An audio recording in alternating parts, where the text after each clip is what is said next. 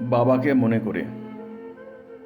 এরকম ভাগ্য করলে তোমার মতো ছেলে পাওয়া যায়। এই কথাটা বহুবার শুনেছি আমার ছেলেবেলায়। আমার বাবা সেই রকম ছেলে পেয়েছিল, কিন্তু আমি পাইনি। যে ছেলে বাবার জন্য চোখের জল ফেলে সেই তো আসল সন্তান। এই কথাটা বহুবার শুনেছি আমার বয়ঃসন্ধিতে।